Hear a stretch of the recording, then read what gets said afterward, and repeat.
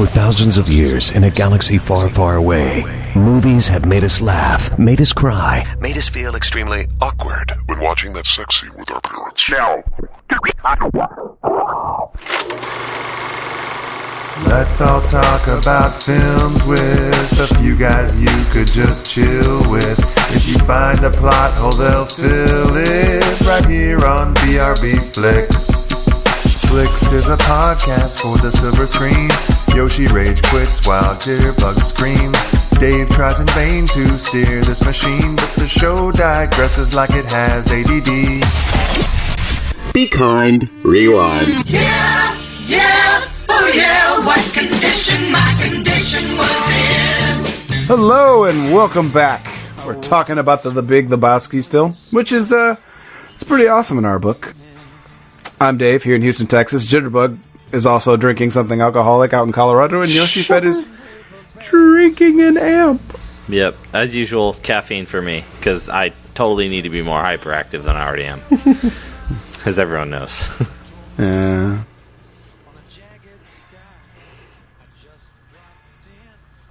It's so quiet. Yeah, I'm like, is this the episode of Awkward Silences or what? Well, okay, fine. Well, let's just get back into the movie then. Yeah, just start talking, Dave. You're ruining So as it. we're going, the next scene we come up to, the dude is laying on his rug, having a good time, listening to strikes that he recorded on cassette tape. Yeah, I always remember that part. I forget it, like, when I'm watching the movie and that he's doing that. It's just, wow, who does that? Who's sitting there on the floor listening to strikes? It's like listening to home run hits, you know, and the crack of the bat or something. It's so weird. It's very zen. Yeah, apparently. It's like he's imagining the sound that he needs to hear when he throws a strike, and it's like visualization, but it's like audio visualization, which doesn't make any sense, but you know what I mean. I don't know. I could listen to, honestly, this sounds weird, but when baseball season starts up again and I start hearing the crack of the bat, that's very Pavlovian. Like, I'm like, oh, yay, it's spring, baseball's back. Like, I love the crack of a bat. So I guess if you're really into bowling, you might listen to strikes over and over again. I don't know. Anything's possible with these characters. You know, that's one. I mean, you don't see the dude doing that and go, wow, what a weirdo. You go, well, yeah, that seems like something the dude would do. You know, again, another testament to their ability to build these really strong yet eccentric characters. So, Oh, yeah, that's what's important to the dude, bowling. right. Even when he's fighting with Walter later, he's like, Walter, you're a fucking ass. Oh, yes, I'll be at bowling practice. Yeah, you don't have to worry about the dude missing bowling. That's not happening. And then we see three people we haven't met yet standing over the dude, and one of them punches him right in the face. And then it's time for the drug trip. Would you call this one of his acid flashbacks he says he has?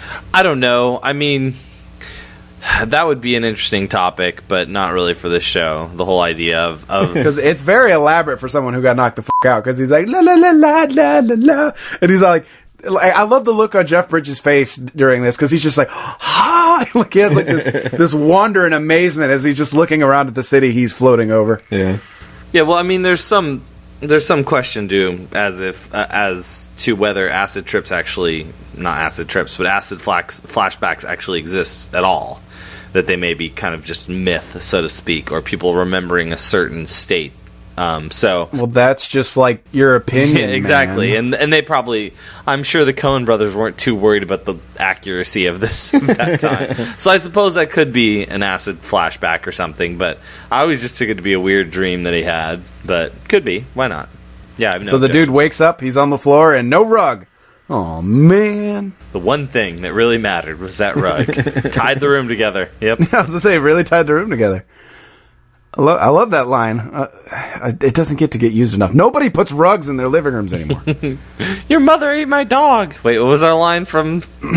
That was it. Your mother ate my dog. Guess what my mother did to your dog? Yeah. Now we're mixing things together. Yeah. Anyway, so we're watching Big Lebowski and all. Yeah, we are. We're not talking about a fictional game show that we That should exist, goddammit. Although, Jitterbug, when you made that picture of Will Arnett, you should, and because remember we also said Alec Baldwin, Yeah. you should have used a screen cap from that SNL skit where he was the scoutmaster and he had his little cantina boy. Oh yeah, that's a good And he one like presses himself up against him and he's like, guess what I did to your mother? See, that's where it should have gone. Those two are really the best candidates to host that show. I mean, it needs to be someone with that sort of raspy voice and the pervy look like Will Arnett and Alec Baldwin can do so well. I don't think anyone can really else do that. I think those are the main two. Those are the best two. And not even a no lesser Baldwin would do. No, Good Lord, no. not even Steven. Yeah. And so his beeper's going off. Hey, remember beepers? I do. Remember when everybody had to I have had a beeper? one. Yeah. Yeah, me too. I had one too. I was like, "Doot-doot-doot-doot-doot-doot-doot." Oh, I'm getting beeped. And then at a certain point, it became a joke that only drug dealers had beepers because everyone else had moved on. Do you guys have beeper service here? I don't seem to be getting any pages. That's from a different movie. How about payphones? Do you guys have payphones? different time too. Payphone. I mean, it's hard to find payphones now. So Yeah, last time I saw one, it was like 50 cents. I was like, yeah, see ya. Last time I used a payphone, I picked it up, put it in my ear, and somebody put peanut butter in the f***ing receiver. That was horrible. Dude, you always got to check that. Who checks that? Who picks up a phone and thinks I better check and make sure there's no peanut butter in the receiver? I don't know. But I bet you did every fucking payphone after it, didn't you? oh man, Never used a payphone after it. That was just horrible. What the fuck? I was traumatized. Yeah. What if that was peanut butter and semen? Yeah, well, it could have What been. if that was We some still don't Santorum know. on the phone? I'll tell you what, you dig peanut butter out of your ear, the mystery peanut butter that came from the phone out of your ear. Yeah, that doesn't sit well in your memory bank. That's so gross. Oh, that must have taken a while to get out of there, It too. was just like, it was one of those things where it happens and you go, yep, you suck. Whoever did that, you got me, you f***ed me, and I took it. And that just happened. I put peanut butter in my ear. And that I never want that to occur again. That's a sensation. It's like stepping on dog poop, where you're like, oh yeah, that's a horrible sensation. Everything about this is terrible. Oh, I love your pain. It's just it's an opinion, really. Yeah. I mean, some people might like peanut butter in their ear. Yeah. Those people are weird. So he goes to the Lebowski's house, and Brad gives him this humongous cell phone. It's not really a cell phone; it's a car phone that's mobile somehow, with a humongous battery. And he's like, "Oh, he's like, here, take the money. They want you to go alone. You have to go alone, or I'd go with you." And then after he's given the suitcase full of money, he's told that her life is in your hands. Oh man, don't say that. No, Mr. Lebowski really wanted me to tell you that her life is in your hands. And then, bam, the dude goes to pick up Walter. And this is like one of the greatest deliveries ever. He's like, "Here, dude, take the ringer. I'll drive." The what? He's like, "The ringer. You know, what the hell is this? My dirty undies. Laundry, dude. The whites." I just love that. He's like, "The whites." He just, the emphasis. Yeah, it's pretty brilliant. So the dude gets a call while they're rolling down whatever highway they were told to roll down, and there's a German accent on the other end. "Who is this?" "I'm the bagman. Where do you want us to go?" "Us?" You know, me and the driver. I'm not handling the money and talking on the phone and driving. And it's such a great dude thing because okay, you could easily handle all of those things at once, but for the dude, that's just overwhelming. It's too many things at once. Like, even though that's just an excuse, I think he really thinks that like, of course I need a driver because I can't do all this at once. And I love how he immediately like blames Walter for this. "Walter, you f***ed it up. Walter, you f***ed it up." He's the one who says us. He's the one who gives it away. But then he wants to blame someone for this, and Walter's right there, and Walter's the reason why he said us, so he blames Walter. And it's like, you f***ed up, dude. Why are you blaming Walter? Walter's gonna do much crazier moments, so calmer than you are, dude. Although I like the dude's response later when he's like, "Dude, we dropped off the money." And he's like, "We?" And he's like, "What? We? you know, the royal we. The editorial, he just goes into every way you could use a we. That's another thing I love about the dude is that he says some things that are actually like vaguely based on having a deep education. You know, he says he went to college and all that, and he'll mention things. You know, like when he mentions the Lenin quote.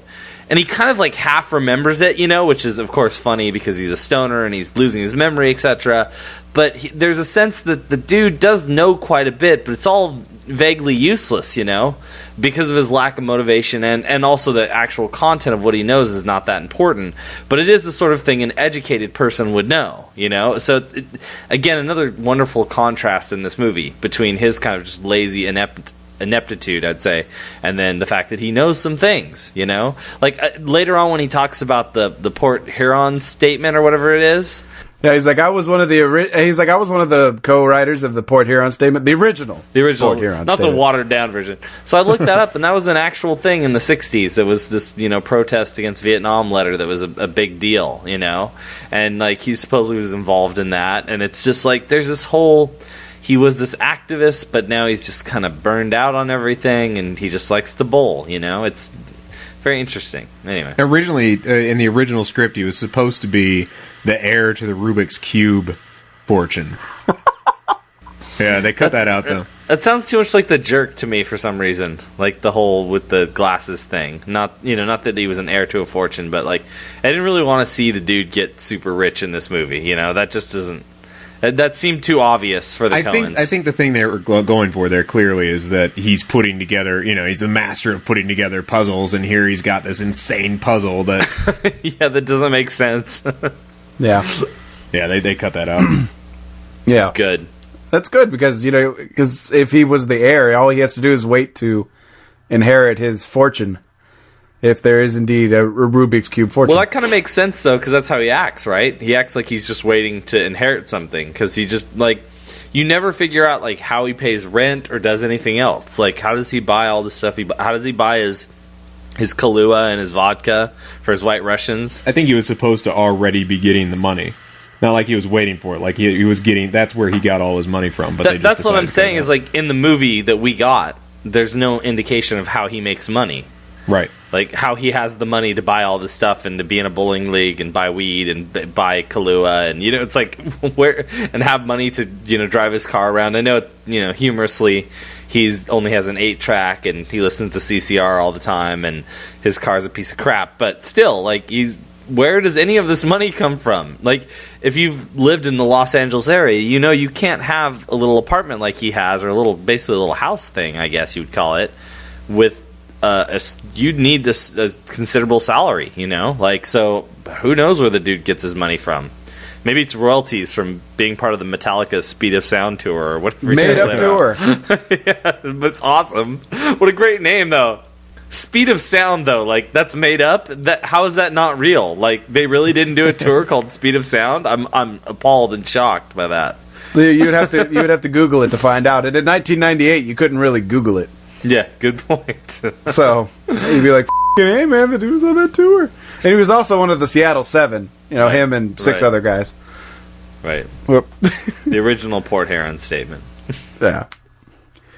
And then Walter gets this harebrained scheme. He's like, "Here's what we do: we give him the ringer, we keep the $1 million, and then we grab one of the guys and we beat the out of him, and then we find out where they're keeping Bunny." And he's like, "Dude, that's fucking stupid." That's the stupidest plan ever, Walter. That's like that rivals Luke's plan in Return of the Jedi. Is the most moronic plan ever. Yeah, I love the fact he's like, "You know, Walter, I love you, but one of these days you got to realize that you're a goddamn moron."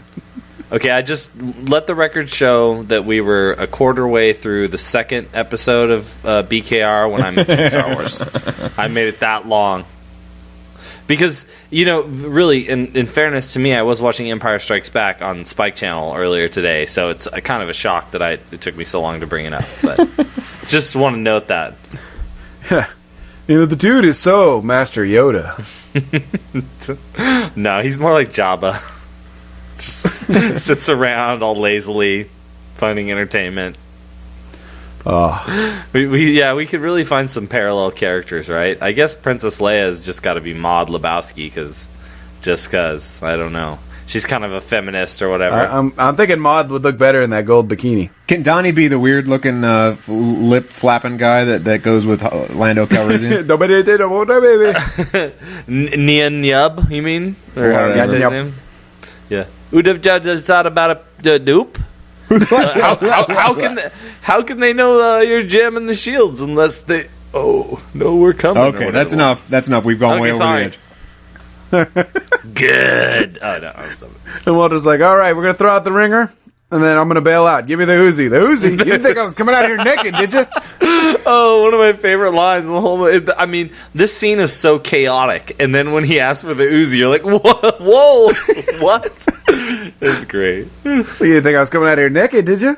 And I love the fact that he jumps out of the car, loses the Uzi.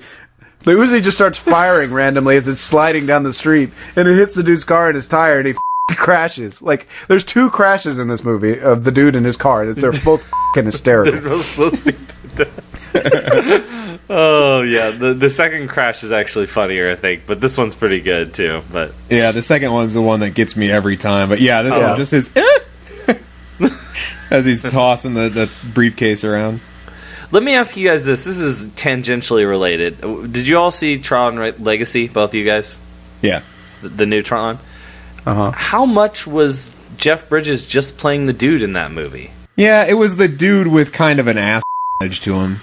Yeah, and he's like, you're harshing my zen, man, or whatever it is. But there were so, like, his manner of delivering lines and his just overall character felt me very much like if the dude was put into a video game, this is how he would act, you know? And, I kind of admire Jeff Bridges for doing that, because I think that was a conscious choice on his part. Yeah. Because he's like, I'm doing the Tron remake, really? Okay. And he kind of went in there with a little attitude of, well, Flynn has become kind of a zen character since we last saw him. And it kind of makes sense, actually, if you think about the original Tron. If you think about it as much as I do, anything will make sense. But if you think about it like I think about it. Yeah, if you agree with me, my opinion. That's just like Tron. Your opinion, man. Yeah, man. But yeah, no, I think that's a funny thing that character seems totally dominated by this aura of the dude. It's like, no, this isn't Flynn anymore. This isn't the Flynn we knew from the original Tron. This is the dude, basically. Yeah. Anyway, moving on with our movie. Moving on. So they crash. They see motorcycles leaving off in the distance. And dude's like, wait, we got the money. And Walter's like, f*** it, dude. Let's go bowling. And they do go bowling, yeah. I know, after this awful traumatic experience where an Uzi goes off and crashes your car, they just, nope, that's not going to with our bowling routine, is it? Nope, never mind, we're going to go bowling. Doesn't matter what happens. Love it. Yeah, and the dude's freaking out. He's like, what are we going to tell Lebowski? He's like, him. Yeah, well, I don't see what the problem is. And it's like, they didn't get the money. They're going to kill that woman. It's like, you said she kidnapped herself. I said, I thought she did. They're going to kill that poor woman. You're going to kill the poor woman. And then Donnie's like, dude, they posted the next round of the tournament. He's like, shut the fuck. When do we play? Yeah, it's a great little shift there from usually just shutting Donnie down. But this is about bowling, so it's important. You have to listen to him. He's like, Saturday, we'll have to reschedule. I don't roll on Saturday. Walter, what am I going to tell Little Lebowski? I told them down at the League office that I can't. He's like, who's in charge of scheduling?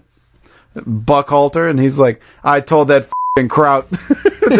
Yeah, again, with the earlier with his very PC correction of Chinaman, now he goes to a slang for German, and it's just totally un-PC. So again, that's a hilarious little contrast here. He's like, but they already posted. They could unpost it. And the dude's like, dude, who gives a shit? What about that poor woman? And Walter just keeps going off. He's like, I don't fucking roll on Shabbos. Shoulder Shabbos. Shoulder Shabbos. And I love the fact that they didn't, during this whole thing, they didn't look in the case to look at the money or anything like that. They're nope. Like, dude, we got like 1 million large. What's this we? Well, one thing that this has been kind of glossed over so far, but will be important later, is that usually when we have scenes, the bowling scenes, they start out with a shot of Donnie getting a strike. Yeah, until. And I mean, this is a really obvious foreshadowing symbolism that they use here, but it's still kind of interesting to note that they took the time to put this into the movie, because it didn't really need to be there. but it's kind of cool in the whole like karmic, cosmic way that things play out in the film. That this would be something, a recurring theme that usually, you know, Donnie is throwing rocks or whatever he calls it, and then later on when he doesn't, something bad happens. So, well, it's honestly that's one of the things that good filmmakers do, and in a comedy, you focus on it, which they do later on when he doesn't throw a strike. That's right before he dies, and they focus hardcore on it. Like you'd have to be almost daft not to realize that this is symbolism, you fucking idiot. You know, like, yeah. They slow it down, and he looks at it, the music changes, and everything. Oh, totally! It's like the feather in Forrest Gump. Like Smelly Pirate and I always used to refer to any like really obvious metaphor in a movie or in a play or a story or whatever in English class as being like the Forrest Gump feather. Like It's like symbolism for dummies, you know, kind of thing. Well, and the thing about symbolism, when you use symbolism in a movie or in a book or anything like that, is you have a tendency, especially when it's an early filmmaker and in their early movies, to really push the symbolism, and that it's like blatantly obvious that it's going on. And that's a mistake of early filmmakers because they feel like this is something that they need to show. And it's also a lot of times will show you that the filmmaker doesn't think his audience is very smart. You know, it's like did you notice? Did you see this? Did you see it? Here it is again. Let me show it to you again. Whereas the real master filmmakers will put these things in there and then with the expectation that a viewer won't notice it for years and years and years and years. You know, suddenly one day they'll be sitting back and be like, holy crap, I never even paid attention to that. But yeah, that ties into this later on in the movie. So here, in comedy, it's completely different. But you'll see the Coen brothers use it in their more serious movies constantly, and you won't notice it the first time you see the movie. I think that equates somewhat with the amount of payoff you get artistically from a film, too. And I think this is true for music as well. When it's something that you have to kind of dig deeper and think about a little bit before you have that epiphany, it's more rewarding, and then the replayability of the song or of the movie or whatever we're talking about here goes up because of that. Because you had to do some intellectual work to figure out that was a symbol for that. And sometimes, like you said, it's not apparent on the first couple of viewings, but a lot of cheesy filmmakers like Zemeckis, for example, just hit you over the head with it. And then you kind of get the sense that, it's been dumbed down for the general audience. And that's unfortunate, you know? I mean, it's fine and people can do it or whatever, but I'm definitely not going to admire that as much, something like the feather in Forrest Gump that much, you know? It's just not something I can think, oh, well, that was really cool to put that in there. It just seems like, wow, you're really pandering, aren't you? I think the most famous, and if anybody hasn't heard of this, the most famous example of it is the oranges in The Godfather. That's probably the one where most people have heard of that before, and it's there. If you watch it, you'll see them more often, and so that's an example of one of the ones that are out there that are really good. I've never seen The Godfather. Yeah, I know. Don't get me started. Yeah, when I told somebody we were doing this movie, someone's like, has Yoshi seen that? That is actually a question that gets asked now. No, I still haven't. I'm waiting. No, I'm talking about this movie we're talking about. Oh, Lebowski? I've probably seen this movie more than any movie that doesn't have a Star Wars at the beginning of the title. Shocker. Shocker. Or Tron. Sorry, gotta throw that there. Or Tron. On beta. Laserdisc. What's up? No, it was beta. I was all about my Tron beta copy that I made off of Disney Channel with no commercials. You recorded on a beta? Yeah, I took a sick day because I saw that it was going to be on, and I didn't want to program the VCR to do it. So I just told my mom I was sick, and I stayed home and taped it on beta, and then I wore that thing out. Dedicated. I loved Tron. I'm sorry, Tron was my favorite thing when I was little, besides Star Wars. I mean, it was Star Wars and Tron, and then Raiders of the Lost Ark, Indiana Jones was in there somewhere, but those were my top two favorite things. Gotcha. Transformers got in there too, and G.I. Joe and all that stuff, but Michael Bay has raped all that stuff now, so. Michael Bay didn't rape G.I. Joe. I don't know. He did by proxy. G.I. Joe raped G.I. Joe itself. Well, I just think that style of movie making he kind of popularized, and G.I. Joe is following in his footsteps. So I'm going to blame him. They wish they could follow in his footsteps. Oh, Ninja Turtles, you are from space now. Anyway, let's not talk about that right now. All right, let's keep going. And I love during this whole conversation, like, Donnie's just asking all these questions. He's like, they got my whites, dude. And Donnie's like, who's your undies, Walter? Hey, dude, where's your car? Because he's like, well, it wasn't a handicap. It's f***ing stolen. And the dude just, like, walks off. Phone's ringing, dude. With a cell phone. Your phone's ringing, dude. Thank you, Donnie. God, I want to be Donnie. You don't have to say much. You just get paid. I want to be the dude. I want to be bowling all the time. Like, how great is that? I don't know if I'd want to be Walter. That's a lot of rage to deal with. And I already have enough rage, so I don't think I want to be Walter. Actually, the dude's life seems too stressful, too. I don't think I want to be any of these people. They're all awful people.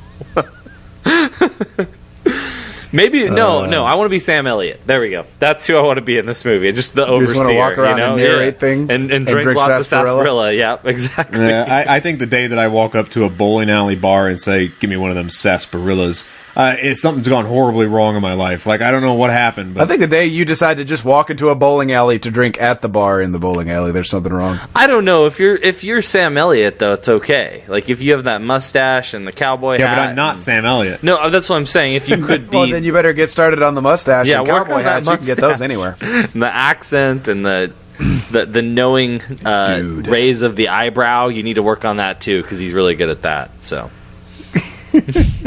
You got your work cut out, Jitterbug. I'm just saying. You might be a famous author, but that's not going to cut it these days. You're going to have to do more to impress me. That don't impress me much, Jitterbug. Oh, wow. All right, sorry, I'm just trying to liven this up. I'm just trying to engage Jitterbug. I'm trying to make him mad somehow. I don't know. I'll figure something out later. Wow, he's all Eeyoring it up. I know. I'm all out of beer. There's that. That's sad. Aww. Do you have any, like, whiskey or anything? You could just start taking shots that'll liven of? the party up. Yeah, let's get going. Out. Woo! You have any boons? Maybe some peach boons you could put into a big milk jug and start drinking? So the dude calls the cops about his car because the $1 million is in there. And, it's the dude's ride. That's what he does. He rolls in his ride. And they're like, so is there anything of value in the car? He's like, there's a tape deck, some Creedence tapes, and my briefcase. What's in the briefcase? Papers, business papers. And what do? I'm unemployed. It's so good. And then when they call and the answering machine message is about the rug. Oh, yeah, and he's like, my rug was stolen. The rug was in the car? No, that was a separate... Separate cases, unrelated whatever he says. But then... Maude calls, this is Big Lebowski. I have your rug. And then he's like, I guess we can close the case on that one. Yeah. And he does the great awkward laugh afterwards that I imagine that, it's like almost like an awkward gamer laugh, actually. Not to insult our audience, but... I love all of the interactions with cops in this movie. Yeah. Which is silly because I love all the interactions in this movie, but specifically the 3 interactions with cops that happen in this movie, I just love. I think they're so funny. They're awesome. Totally agree. And they're like... It's like, so do you guys find stolen cars much? Sometimes. I wouldn't hold out much hope for the tape deck, though. And the other cop's like, or the Creedence. That's the greatest one. And you notice that one of the cops is sitting there playing with the dude's little weed pipe the whole time? Yeah, he's just... Because it's just sitting there in an ashtray on the table. Yeah, he just doesn't care. The dude does not care at all. He's like, come on in, look. Oh, yeah, I guess I have some illegal paraphernalia here, but whatever.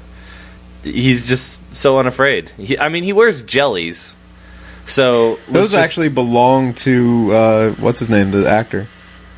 Oh, to Bridges? Yeah, it belonged to Jeff Bridges. Those are his. That's amazing. Well, there's very little commentary on this movie. At least on the DVD I have, they had like a little making of special that I watched.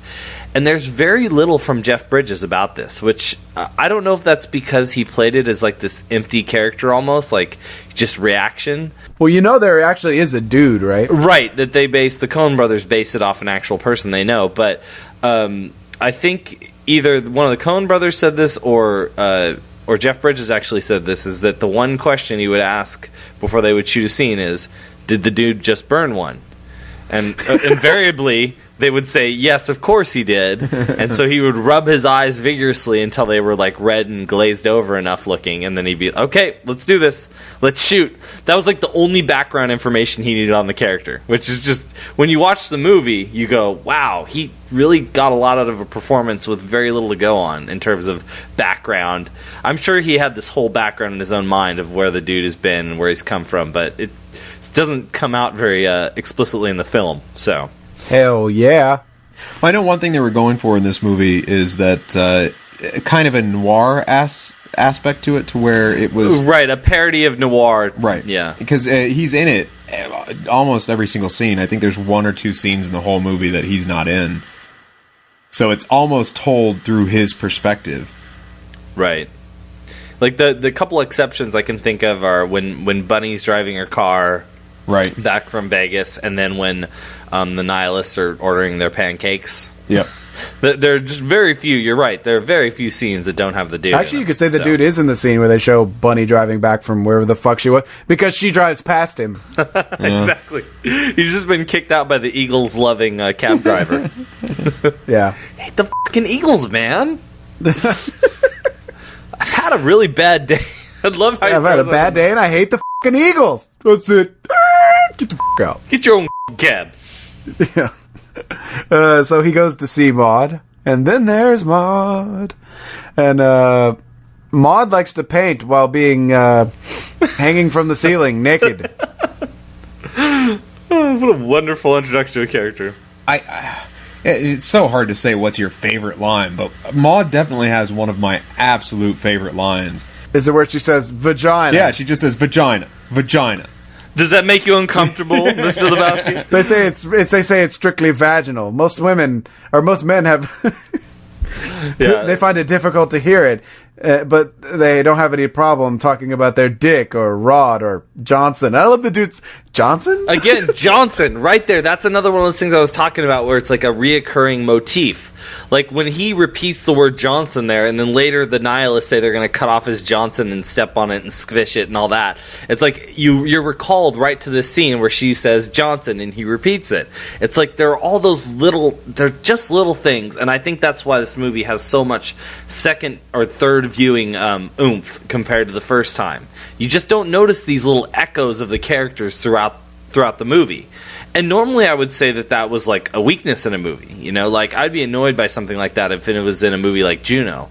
But this movie's not trying to take itself seriously. And they're in on the joke. The Coen brothers are. And so I love that about this movie. Well, the thing I love so much about Maud's line here is that it exemplifies her character so quickly, that she's so a strong feminist. Well, no, she's not even strong feminist. She's an antagonist almost, like here. Clearly, when she says vagina, vagina, vagina, and then she explains most people don't like it when I say that. So literally, I just attacked you because I expect you not to you don't like this. Just so verbally assaulted you. Yeah, I verbally assaulted you right now to see what reaction you had. And it's something that you don't even know what's going on, but it sets up her entire character. Like, I'm going to be a pain in your ass. That's clearly what I'm going to be. Even though she's one of the most helpful people, really, for the dude, and then she sleeps with him. So, I don't know. Like, she's antagonistic, but in a good way for the dude's sake, I'd say. And then she... she's like, "Oh, I know the deal you worked out with my father and my stepmother's kidnapping." And she's like, "Do you like sex, Mr. Lebowski?" And he's like, "Excuse me?" She's like, "Sex, the act of physical love, coitus." Coitus. He's like, "I was talking about my rug."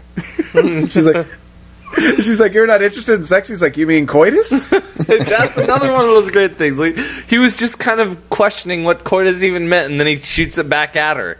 Again, this is the dude's like vague sense of intelligence. It's been, obviously washed away and covered up with all of his drug and alcohol use, but there's still a little bit in there in the dude's brain. So, an old deuterino. Yeah. And then she basically just calls Bunny a slut. And he's like, "Oh no."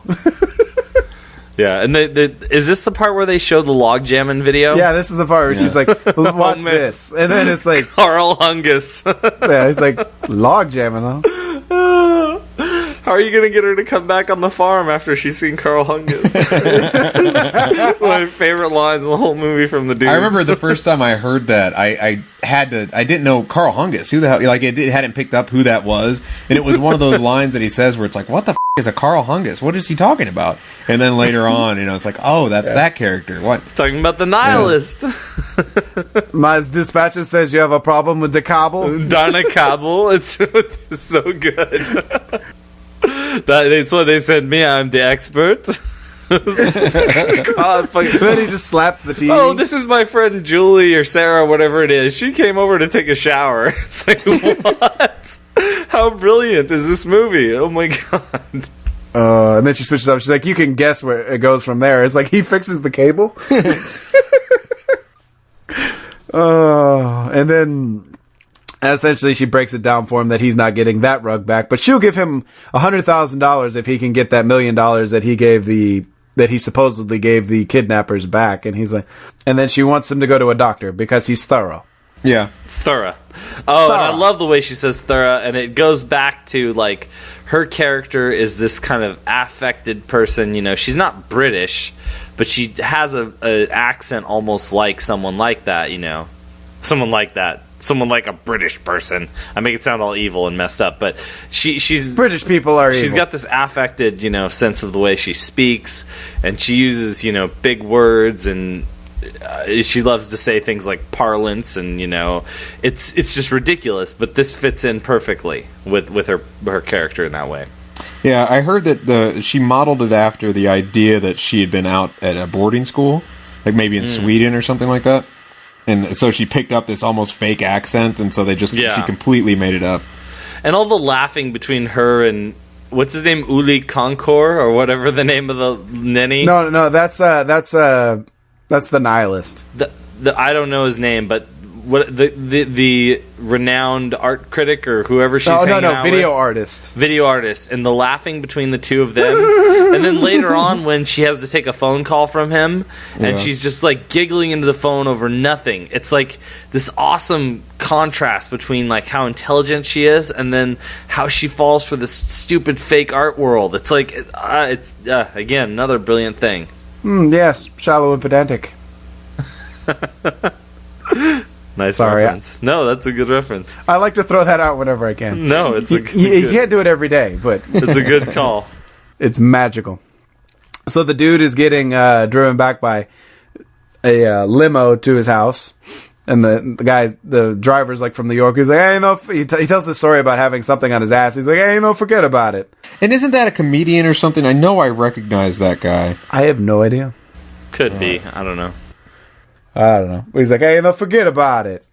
He's like, "F***ing A, man, f***ing A." And then he drops him off, and he's drinking his White Russian, and then he's like, "Hey, man," he's like, "Who's your friend in that car?" And he's like, "What?" He's like, "You've been following us." He's like, "Well, I don't know." And then, boom, this muscular guy grabs him. He's like, "Come on, man, take it easy. We got a beverage here." Yeah, that's probably one of the lines I've used the most from this movie. Yeah, oh, totally. Do you get accosted by large men often that make you want to spill your beverage? They don't make me want to. No, you can just say it whenever, too. You don't have to even have a beverage for it to be good. You can say the line whenever in life you want to. And then he gets thrown into a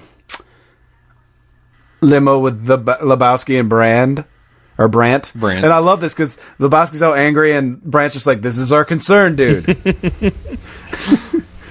He's like, "We've tried to contact you, dude."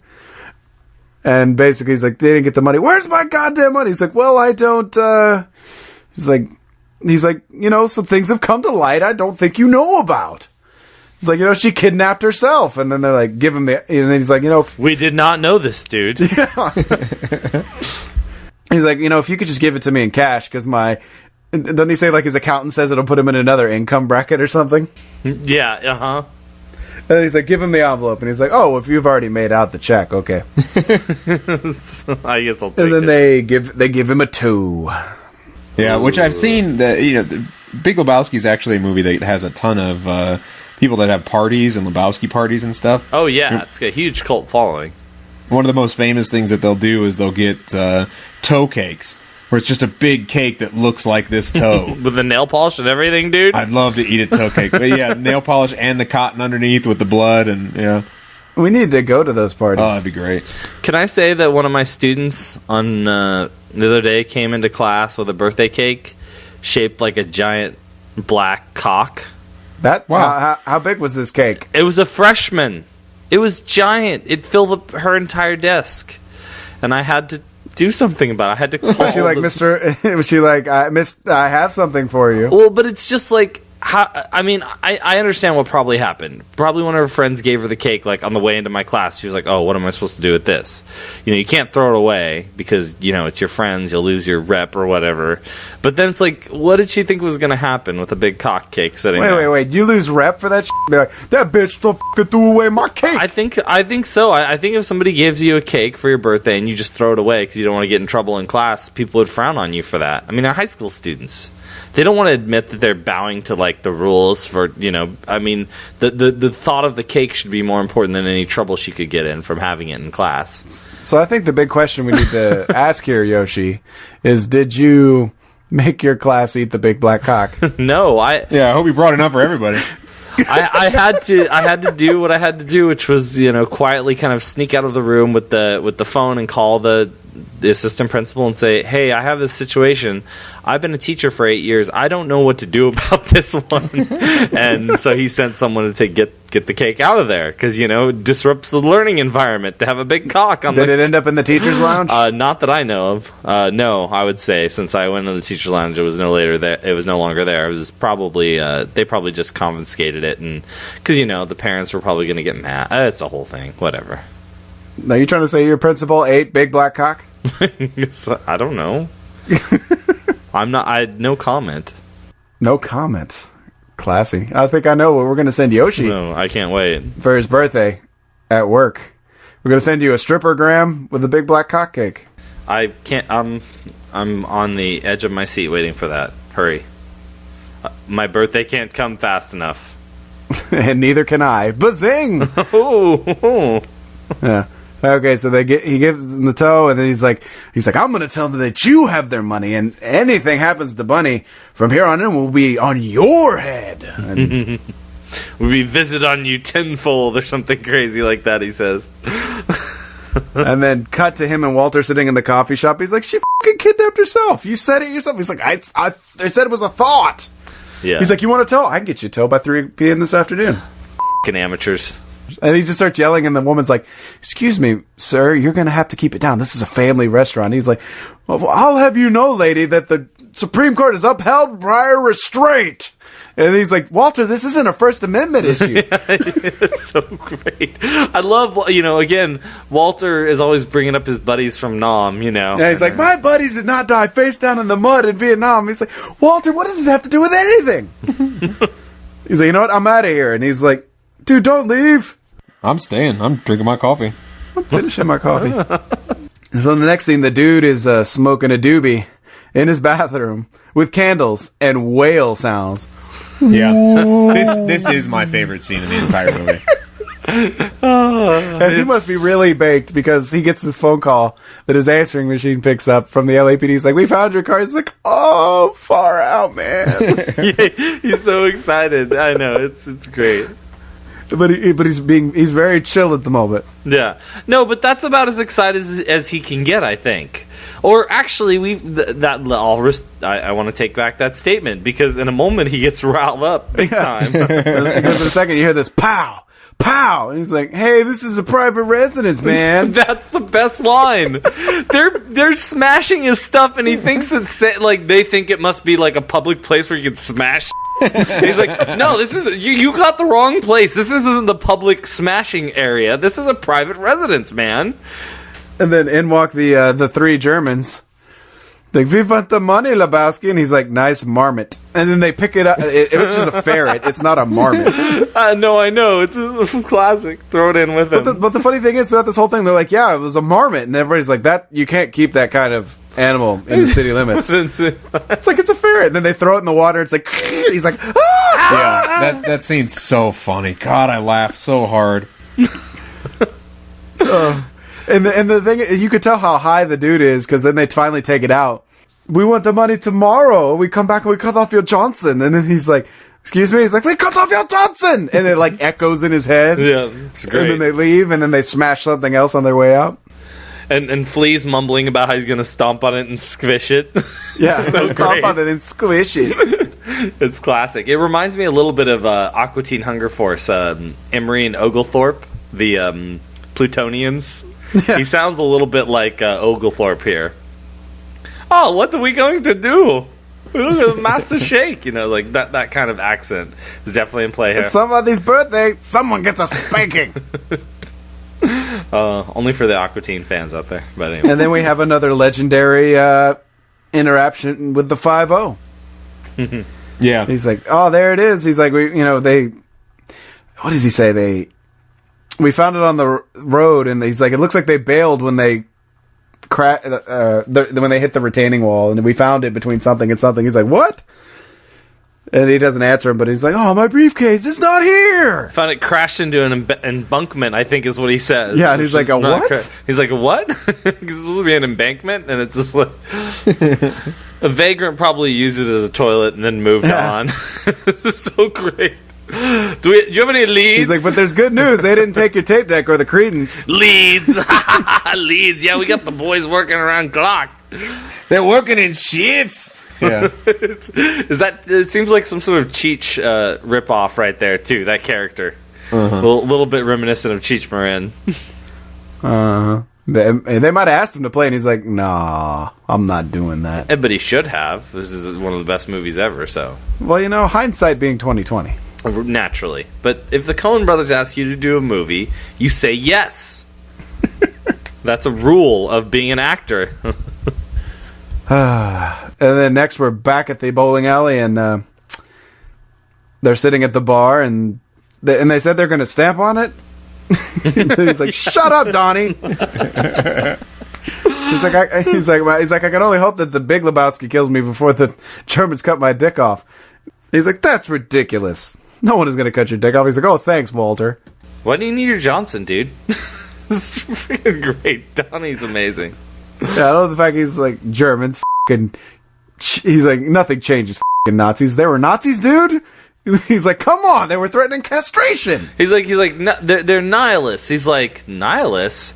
Well, say what you will about the tenets of National Socialism, but at least it's an ethos. He's like, at least they believe in something, even if it's totally f***ed up and horrible. Like, I love that he actually stops to compare the two philosophies here.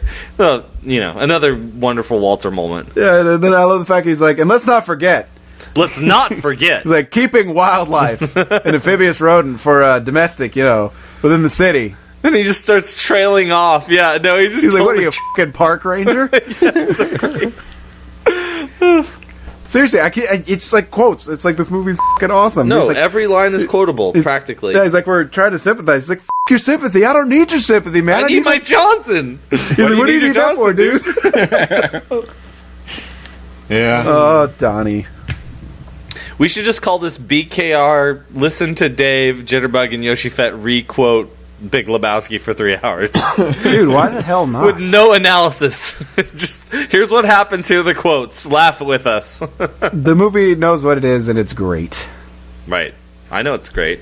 And then he's like, you gotta buck up. They've got a tournament. He's like, f*** the tournament, and f*** you, Walter. And then Walter's like, f*** the tournament? Okay, dude, I can see you don't want to be cheered up. Come on, Donnie. Let's go get Elaine. Yeah, it's like, I love how that's the breaking point. Wait, did you just say f*** the tournament? Oh, no, we're gonna have a problem here. Everything else, whatever, but wait, you're not taking bowling seriously enough? Uh-oh. I was like, dude, I was trying to cheer you up. I was helping you out, dog. I love it. Every moment. And then, bam, in comes the stranger. Dude, sometimes you eat the bar, and sometimes the bar will he eat you. And he's like, is that some kind of Eastern thing? Doesn't he say, like, far from it or something like that? Yeah, far from it. So good. Some kind of Eastern thing. Yeah, he's dressed as a cowboy. I know. It's so great. He's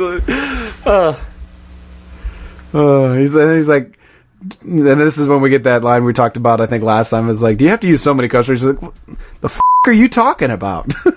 Which, again, is like such an obvious, easy joke to make, but is pulled off brilliantly here. I mean,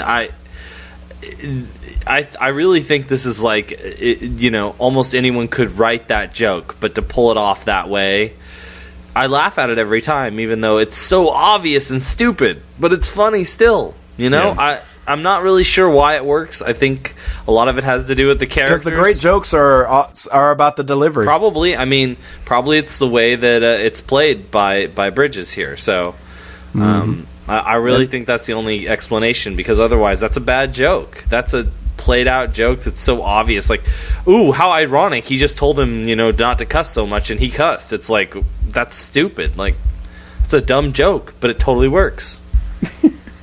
Yeah, and he's like, I think your luck's going to turn around, dude. Then, phone call for you, dude.